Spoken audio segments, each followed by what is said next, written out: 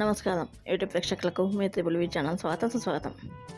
ముందుగా అందరికీ శ్రీరామనవమి శుభాకాంక్షలు. ఈ శ్రీరామనవమి పండుగ సందర్భంగా ఈరోజు మనము శ్రీరామునికి నివేదించే వడపప్పు పానకం ఈరోజు నేను చూపించబోతున్నాను గైస్. ఈ పానకాన్ని ఒక్కొక్కరు ఒక్కో రకంగా చేస్తుంటారు. నేను ఎప్పుడు చేసే విధంగా, మా ఇంట్లో ఎప్పుడు చేసే విధంగా ఈరోజు చూపించబోతున్నాను గైస్. ఫస్ట్ ముందు పానకానికి వడపప్పుకి మనము నానబెట్టుకోవాలి. ఫస్ట్ ఇది వడపప్పుకు ఒక అరకప్పు పెసరపప్పు కడుక్కొని నీళ్లు పోసుకొని నానబెట్టుకోవాలి. ఇంకొక గిన్నెలోకి అరకప్పు బెల్లము వేసుకొని బెల్లం మునిగి తేదేమైనా నీళ్లు పోసుకొని నానబెట్టుకోవాలి. ఇది పానకానికి. పెసరపప్పును కనీసం ఒక అరగంటన్నా నానబెట్టుకోవాలి గైస్.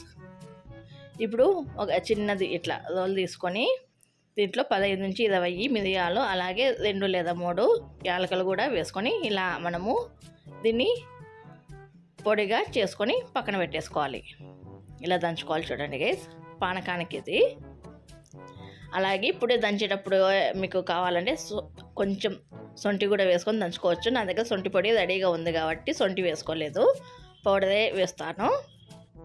ఇప్పుడు ఈ పానకానికి నానబెట్టుకున్న బెల్లం మొత్తం కరిగిపోయింది కాబట్టి దీన్ని ఫిల్టర్ చేసుకోవాలి. ఎందుకంటే ఈ బెల్లంలో నాదలు పీచులు అందుంటిగిన ఇలా ఫిల్టర్ చేయడం వల్ల వేరైపోతాయి. ఇలా దీన్ని ఫిల్టర్ చేసుకొని దీంట్లోకి చల్లటి నీళ్ళు ఒక పావు లీటరు నీళ్ళు పోసుకోవాలి. 200 నుంచి 250 మిల్లీలీటర్ల నీళ్ళు పోసుకోవాలి. నేను ఫ్రిడ్జ్లోటి కాదు గైస్, కుండలోటి నీళ్ళు, చల్లటి నీళ్ళు పోసుకున్నాను. ఇలా మీద కూడా చల్లటి నీళ్ళు పోసుకుంటే పానకం తాగేటప్పుడు చాలా బాగుంటుంది.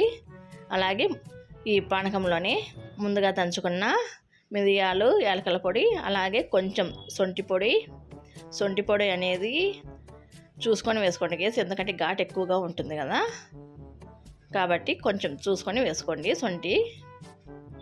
ఇలా వేసుకొని అన్నీ కలుపుకొని మనము ఒక గ్లాస్లోకి సర్వ్ చేసుకుంటే మన పానకం రెడీ గైస్. దీంట్లోకి దేవుడికి నివేదించేటప్పుడైతే కొంచెం నెయ్యి వేసుకొని నివేదించుకోండి గైస్. పైన కొంచెం చూడండి గైస్. ఇప్పుడు వడపప్పుకి ఒక గంట తర్వాత మొత్తం పెసరపప్పు అంతా బాగా నానాయి కదా, దాంట్లో నీళ్లు పడేసుకొని మళ్ళీ ఇంకా కొన్ని నీళ్లు పోసుకొని ఆ నీళ్ళని ఉంచుకోవాలి. ఉంచుకున్న తర్వాత మనము ఈ పెసరపప్పును ఒక గిన్నెలోకి తీసేసుకుంటే వడపప్పు కూడా రెడీ గైస్. నేను దేవుడికి నివేదించడం కాబట్టి మనము ఏం దీంట్లో వేసుకోము. ఇట్లనే మనం తినాలంటే ఈ వడపప్పు తినలేము గైస్, ఎందుకంటే చప్పగా ఉంటుంది కాబట్టి దాంట్లో ఏమీ వేసుకోము కాబట్టి. మేమైతే మొత్తం దేవుడికి అంతా నివేదించుకున్నాక సాయంకాలమే ఈ పెసరపప్పులో కొంచెం ఉప్పు, కారము, జీలకర్ర పొడి, మామిడికాయ తురుము, కొబ్బరి తురుము ఇలా అన్నీ వేసుకొని తింటే మనకు ఈ వడపప్పు అనేది చాలా రుచిగా ఉంటుంది. అలాగే ఈ పానకంలో ఇట్లా మిరియాల పొడి, యాలకుల పొడి ఇట్లా కనిపిస్తూ ఉంటే పిల్లలు కొంతమంది తాగదు.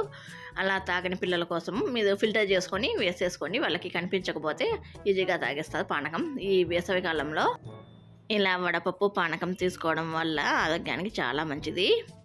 చైత్రశుద్ధ నవమి రోజున పునర్వసు నక్షత్రంలో మన శ్రీరామచంద్ర ప్రభువు జన్మించారు. అలాగే ఈరోజే శ్రీరాముని పెళ్లి రోజు కూడా గైస్, కాబట్టి ఒకే రోజున 2 వస్తాయి కాబట్టి ఈ శ్రీరామనవమికి అంత ప్రాధాన్యత ఉంటుంది. ఇలా శ్రీరామచంద్ర ప్రభువుకి ఇలా వడపప్పు పానకం నివేదించుకొని ఆ శ్రీరామచంద్రుని కృపకు అందరూ పాత్రలు కావాలని కోరుకుంటూ ఈ వీడియో కింద గైస్. ఈ వీడియో కనుక మీకు నచ్చినట్లయితే please like, share, subscribe, comment అలా పెట్టుకోండి గైస్.